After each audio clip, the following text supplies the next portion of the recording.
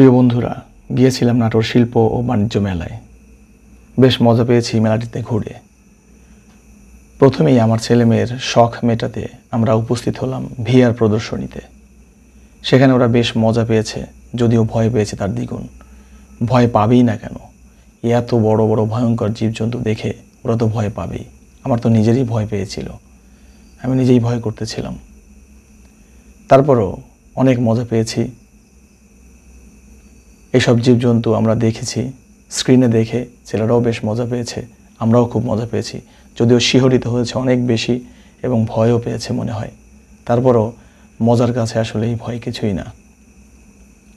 প্রচণ্ড গরম পড়েছিল, কিন্তু পিছন ফিরে দেখি ঠান্ডা ঝিরিঝিরি বাতাস চলে আসছে।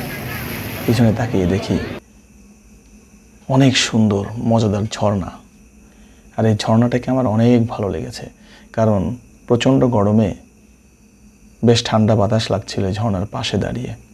আমি যদিও চাইছিলাম যে আমি এই ঝর্ণার পাশে দাঁড়িয়ে থাকি অনেক সময়, কিন্তু বাচ্চাদের যন্ত্রণায় আর পারলাম না।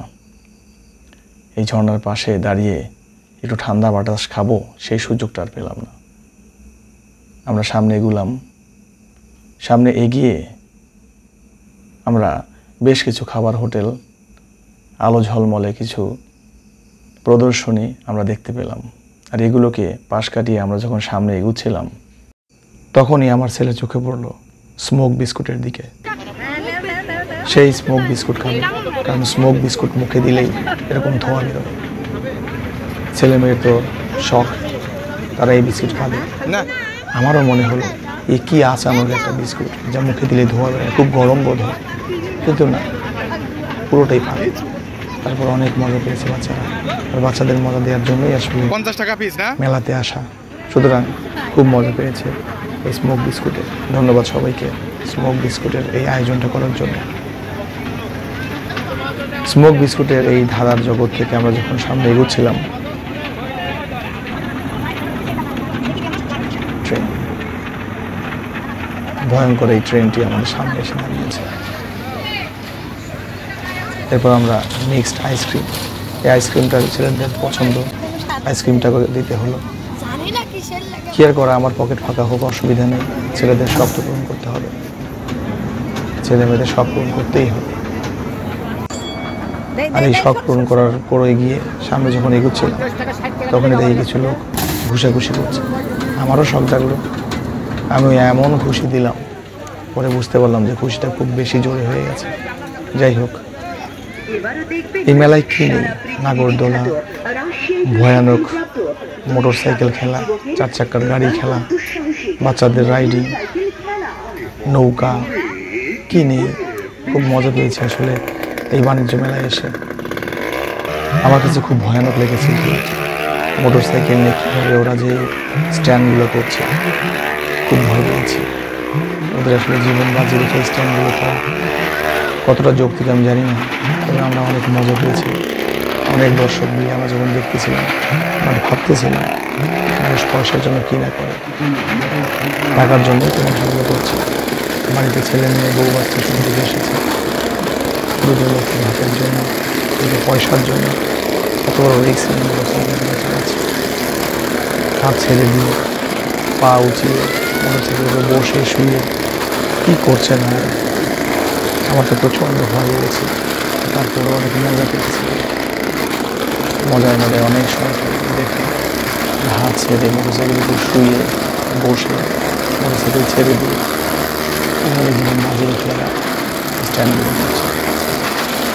শুধু যে তারা এই দেখতে পাচ্ছি না লাল গাড়িটা 4 চাকা, এই গাড়িটাও কিন্তু এখন চলে দেখে, গাড়িটা উঠবে এবং গাড়ি দিয়ে ওরা স্ক্যান করবে, ঠিক যেভাবে মোটরসাইকেল চালাচ্ছে।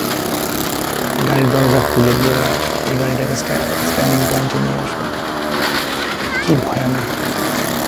আমি শুধু শুনেছি যে এরকম খেলা হয়, কিন্তু বাস্তবে আমি এই প্রথম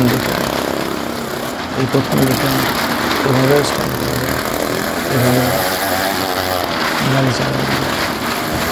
মানুষের দক্ষতা কতটা উঁচু না, কতটা দক্ষ হলে আমি যেখানে দেখতে দেখতে ভয়ই পাচ্ছিলাম, ওরা অনায়াসে স্ট্যান্ডগুলো করছে।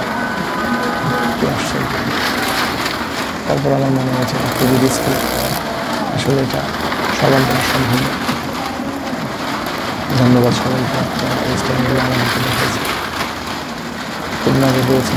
মনে দেওয়ার জন্য কর্তৃপক্ষ মানের মেলা কর্তৃপক্ষ অবশ্যই ধন্যবাদ।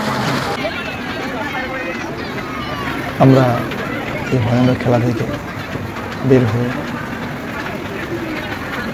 সামনে এগুলাম, খাবার হোটেল সহ বেশ কিছু ঘরোয়া জিনিসপত্রের দোকান থেকে আমরা এগুলাম। এখানে আমার গৃহিণীর পছন্দ মতো বেশ কিছু কেনাকাটা করলো এবং এই কেনাকাটার মধ্যে বেশ মজা পেয়েছে। সে যাই দেখে তাই নিতে চায়। এদিকে আমার পকেটের দিকেও তো আমার চিন্তা করতে হয়। মেলায় এসেছি, আচার দেখবো না, আচারের ছোঁয়া পাবো না, তা কি হয়? কত হরেক রকমের আচার। আসলে খুবই মজা পেয়েছি এসে। নাটোর শিল্প বাণিজ্য মেলা 2025 উজ্জীবিত হোক, সবার মনে মাধুরী মিশিয়ে এই মেলাটাকে উপভোগ করুক। মেলার যে আসল উদ্দেশ্য, সেই উদ্দেশ্য সার্থক হোক, নাটোরবাসী উপকৃত হোক, মেলা কর্তৃপক্ষ উপকৃত হোক। যে উদ্দেশ্য নিয়ে তারা এই আয়োজন করেছে সেটা সার্থক হোক, এই শুভকামনা জানিয়ে আজকের মতো বিদায় নিচ্ছি। ধন্যবাদ সবাইকে। আসসালামু আলাইকুম।